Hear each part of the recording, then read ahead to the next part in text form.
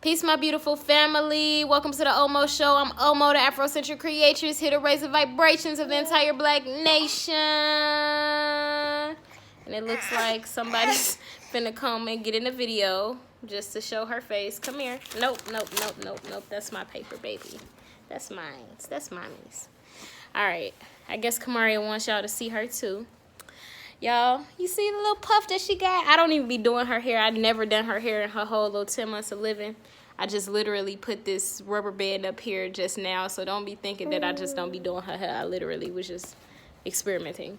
But anyway, anywho, I came to make a video about lessons that I learned being a first-time breastfeeding mom who comes from a family that doesn't usually breastfeed. I'm the one who has done this the longest in my family, if at all. The only other person who I know in my family who has breastfed, at least in the most recent generations, is my mom. But she told me that she only did it for 4 months. And for those who have watched previous videos of mine, I already know that. But anyway, let's just get straight to it. The reason I'm making this video is because what I realized is that being that I was the first in my family to really breastfeed, if I didn't have the doulas or my midwives support, if they weren't already, like my doulas, I was blessed because they were also breastfeeding counselors. So with that being said, or lactation counselors, with that being said, if it wasn't for them, if it wasn't for the education that I got from them, then this journey would have looked completely different for me. And I'm sure that I probably would have been discouraged and would have probably stopped breastfeeding earlier with the thought that I couldn't do it just because of my miseducation or people's misguidance.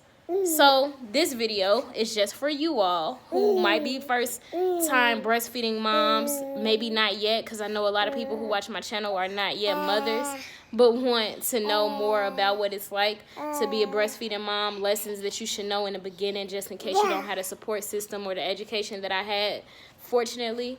So here we go. Let's just get straight into it, y'all, because I've already spent 2 minutes of an intro. Number one, I got a list here because y'all know I be forgetting things. Number one, don't be discouraged by the doctors, okay? When I was in the hospital with her, I was there for about three extra days outside of the time that it took of laboring, which was a 3-day process within itself. I was still in the hospital for 3 extra days because she wasn't gaining the weight that they would have liked to see her gain, and they wanted to keep watch of her on that. And with that being said, this girl here just pressing stuff. With that being said, they believed that I wasn't having a big enough milk supply, and they was already trying to tell me to supplement in the first 3 days after giving birth, you know, just because they were concerned about her not gaining weight and me not being able to make enough milk. Already they were trying to say that I didn't have the milk supply. So what I did, though, again, like I said, I had a very, very supportive doula, 2 of them, and a supportive midwife. What I did, or what they told me to do, is just to keep pumping. Like, to pump every 2 hours. While I was in the hospital when she was first born, I was pumping literally around the clock every 2 hours. Even in the middle of the night, I would get up every 2 hours and I would pump milk, and then I would let them feed her milk, or I would feed her milk from the bottle that I had just pumped. Only because, and I'll get to this point a little bit later, because in the beginning, you know, to actually have the child on the boob, it actually really hurts. So part of it was that I couldn't tolerate her being on my boob for long periods of time just because it really hurted. Your body has to get used to it, but we'll get to that later. So that's why I was feeding her through the bottle, but I was making sure that I was pumping every 2 hours. And as I was pumping, the more that you pump, the more milk that you create. So even if my milk supply wasn't that high in the beginning, because no mom's milk supply in the first couple days is going to be high, or even in the first week is going to be that high. But even though it wasn't that high in the beginning, it definitely grew over time because of the fact that I was pumping, and she did gain her adequate weight, and we were able to go home with her still breastfeeding. So like I said, do not let these doctors discourage you. Don't let them just tell you what they want to tell you to make their lives easier. You know what you want for you and your child. if it is a breastfeeding relationship, try your best to make that happen. That goes into my second point.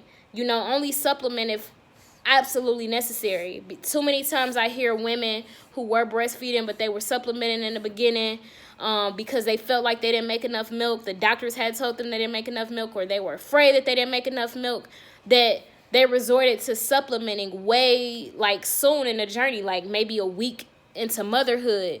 And by doing that, it automatically decreases your milk supply, or it makes it so that you won't make the milk that you really want to make, because you're telling your body, when you're supplementing, you're telling your body that you don't need that milk that it's producing. So a lot of times if you supplement too early, if you supplement before it is absolutely necessary, meaning that you have some type of condition where you really cannot produce milk, then it usually ends with those moms stopping the entire breastfeeding journey pretty early and not wanting to do that, being regretful that it even had to be that way in the first place. So I'm just letting y'all know, don't supplement unless absolutely necessary. That's if you plan on exclusively breastfeeding. Don't allow anybody to scare you into needing to supplement. Do all that you can first in your power. That means drinking mother's milk tea. That means drinking, making all the smoothies and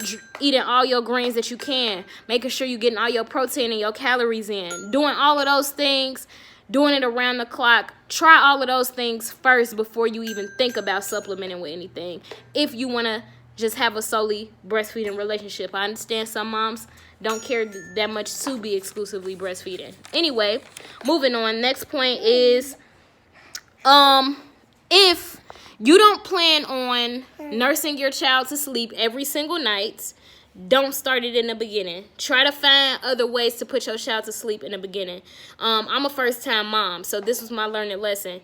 When we were in the hospital, I realized that I would put her on the boob, and right away she would just fall asleep. So to me, that was easy peasy. My baby falls asleep easily on the boob. I thought it was a miracle, which it is. The boob is that magical. It really freaking is.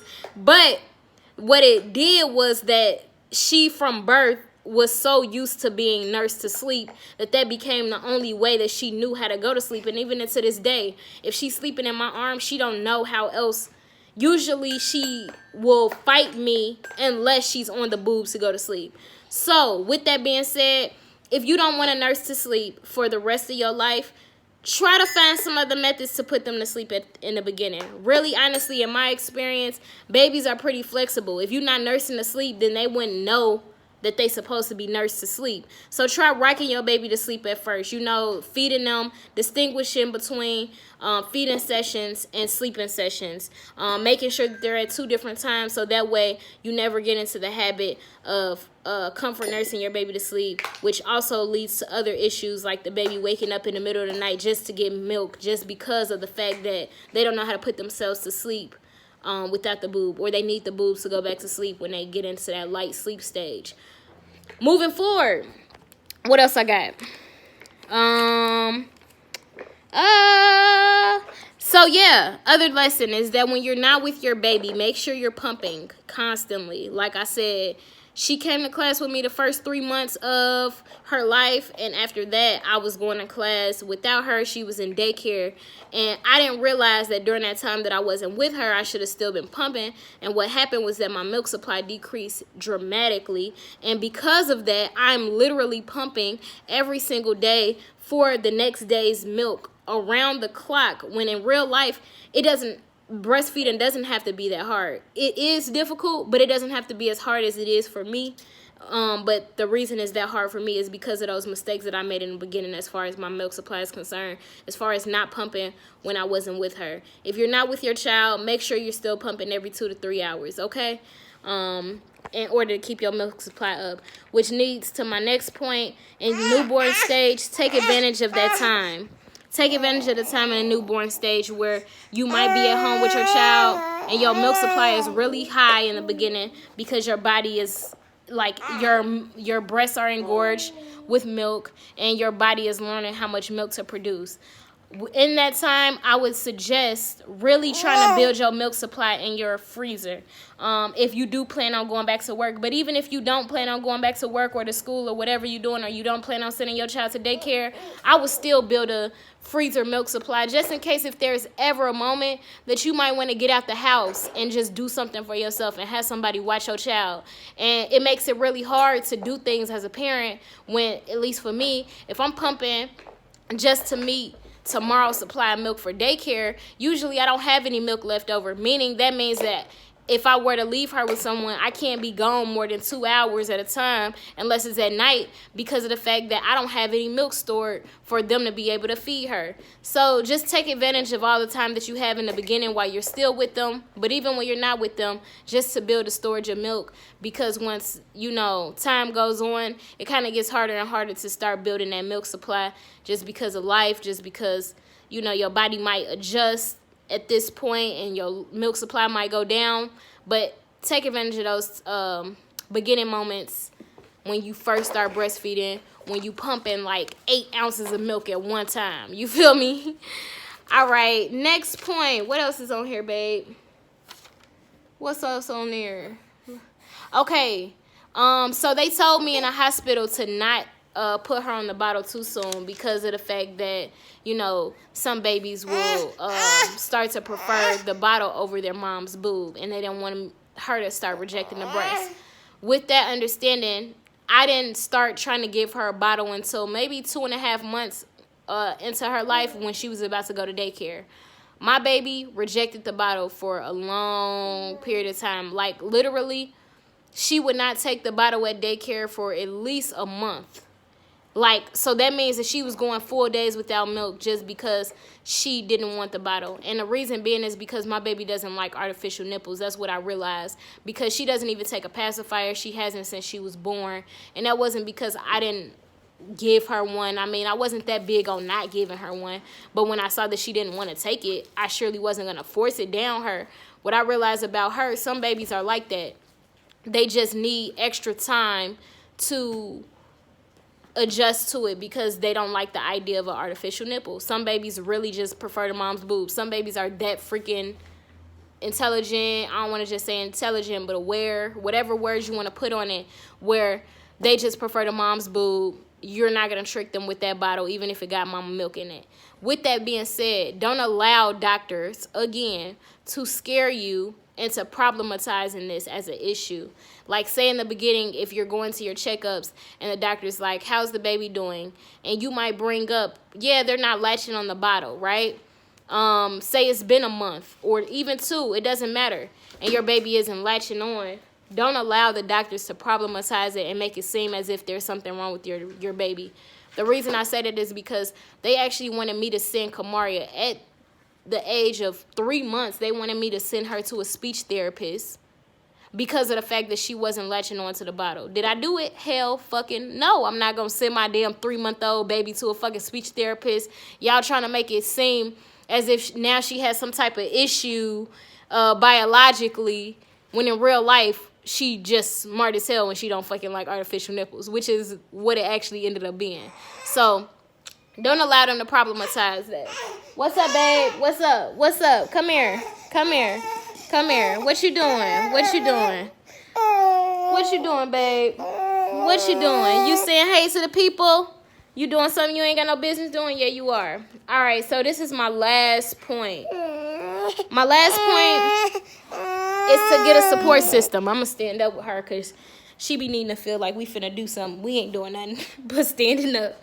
But anyway, get a support system. As I said, you know, if it wasn't for my doula, if it wasn't for my midwife, if it wasn't for me knowing them, if it wasn't for them having education already around nursing, lactation, all of those things, then I know for a fact that I wouldn't have gotten this far in my journey, at least this easily, you know, because honestly, the journey is really hard as far as breastfeeding. There are going to be, like, it's a hard beginning, you know. She probably wants some milk right now. But anyway, like, it's a hard beginning, you know, it really is. It takes time for y'all to learn how to breastfeed. It hurts in the beginning. It's tiring, those kind of things. But just to let you know, it's all worth it. You know, don't let the naysayers, the people who didn't breastfeed, don't let them be like, yeah, see, that hurted and that's why I stopped. See, you a good one. Like, they say those things, don't allow that to discourage you. If you are on your journey and you know that you want to do this for certain, do it. But it really does help for you to have a group of people who are actually supporting you, who actually have your values and understand what you're trying to do to help to encourage you through this journey. All right, again, I'll be your support system if you need me to. If you got any questions, let me know. If y'all want me to do videos on something else related to this or anything else, let me know. Yeah, but I hope that this information is useful to somebody. I pray that it is, because I know that these are things that I wish that I knew, being a first-time breastfeeding mom. All right, y'all. Peace, love, black power all day, every day. Ain't no other way, okay? Let me tell you, y'all, it's nothing wrong with her. This girl is just 10 months old and expressing her voice. She's letting it be known that she has a voice. She is a drama queen. She needs her acting classes to start tomorrow. As y'all can see, her mood changes really fast, but it really don't change. She always happy. She's just dramatic. She likes to fuss. So don't think that there's anything wrong with her. I'm not neglecting my baby. My baby she's special, okay? But anyway, y'all, peace, love, black power all day, every day. It ain't no other way, okay?